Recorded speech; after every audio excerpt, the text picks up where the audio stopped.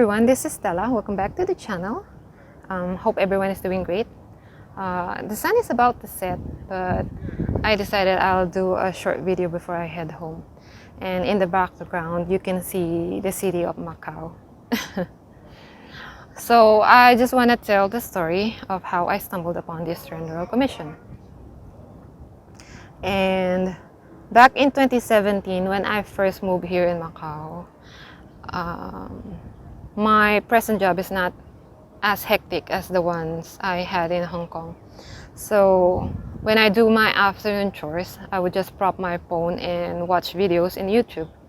And I like watching crime stories like forensic files, cold case mysteries, dateline mysteries, deadly women, autopsy, serial killers documentaries, things like that. I don't know what's wrong with me, but I like watching those kind of stuff. And somehow I think if I learn anything from these stories that will help me protect myself, I don't know, that's just how my logic was in those days. So yeah, for more than a year, that I was doing.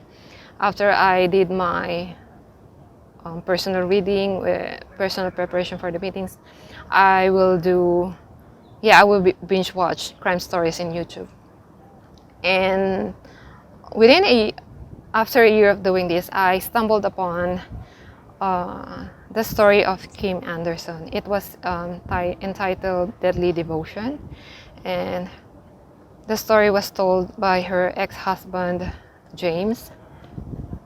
And James left the religion after the 1975 failed prediction, and so Kim divorced him because he was an apostate. And they had 2 kids, and then later on Kim met a Jehovah's Witness guy through a dating site. They got married, but it was a short courtship, and she never really knew him. And so when they got on together, she found herself in a horrific marriage. Her husband was abusive, and she found out that he was sexually abusing her 2 children. So with all these things happening, she reached out to the elders and she told them what was happening in the house. And sad thing is, they did not listen to her. And so she decided to separate herself and her kids with her husband. But one day he broke into the house and took them hostage. And it didn't end up well, because both she and her 2 kids end up dead in the hands of her own Jehovah's Witness husband. That was real sad, and I couldn't believe that there's such thing. I mean, Jehovah's Witness can do such thing like that, sexually abusing children and murdering the entire family. But yeah, even though it affected me like that, I still watch crime stories. And so later on, I stumbled another Jehovah's Witness murder story. And this time it was the story of a father killing his family, his wife and kids. And when he was asked by the detectives why he did that, he said that they were just sleeping. In his mind, he was convinced that they were not dead. They were just sleeping and waiting for resurrection. So yeah, I think the doctrines of the witnesses screwed his mind. So somehow, upon stumbling upon these videos, YouTube suggested the Eastern Royal Commission to me, and that's how I saw Jeff Jackson in the thumbnail. And I got curious because I said, I know this guy, and so I clicked, and the rest was history. But what I'm trying to say here is, I didn't know anything about the Eastern Royal Commission before that. I had no connection with any apostates before, and I had no interest whatsoever with anything to do with negative things about the witnesses because I was a firm believer. So it was a real shock when I learned about the Australian Royal Commission, how the victims were treated, and how the pedophiles were embraced back into the community.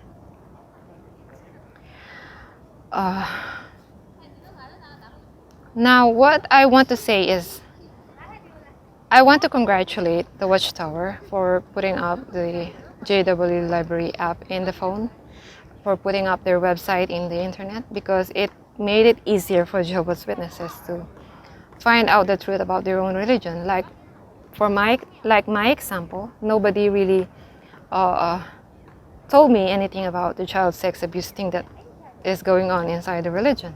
I accidentally stumbled upon them myself.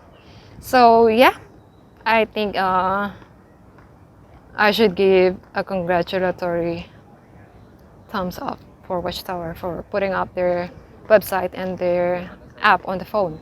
And it's just made it easier for the witnesses to find things on their own regarding the scandals about the witnesses. It's just, everything is just one click away these days. The information is out there for everyone to find out. And yeah, it's like Watchtower caused their own demise. And I want to take this opportunity also to tell something, because some of my friends and some of my family was saying to me that I should move on with my life and stop speaking about the Jehovah's Witnesses because I'm causing grief with my own family, and wishing me well by moving on with my life. But I told them that I'm doing this video because this is part of my journey, this is part of my healing, and I know the feeling when you start waking up and you don't find any support and you feel all alone. I don't want anybody leaving the religion to feel something like that. I want to be there to support them. Like, doing this video is my way of giving back to the community. I don't want anyone who is living the religion to feel alone. It's hard. I know the feeling, and for me, I don't want them to experience the same things that I experienced. I was longing for association, I was longing for a community, and I found it by through YouTube, and yeah, so I'm just giving back to the community, and I'm doing this for the best, and I'll keep making videos for a while until I am fully healed, and I'm satisfied that I did my part. And these days I'm doing a lot of research, helping a page regarding to child sex abuse, and I'm doing my own activism, and I am active in a group that promote awareness and another group that supports healing and moving on. I'll post a link in the description box about this group. If anybody is interested in joining a positive group about healing and moving on, you can click on the link and be part of the community, supporting each other and uplifting each other. And if anybody wants to, who are willing to help themselves to live their dreams and have a life after the Jehovah's Witnesses, we can help you in this group. We have a very good, positive community in the life after Jehovah's Witnesses. And yeah, this is an open invitation for everyone out there. If you want to find life after the witnesses, and you can find it in life after Jehovah's Witnesses. And yeah, that's all I want to say and share in this video, and I hope to see you on the next one. Have a safe week, everyone, and thank you for watching. Bye bye.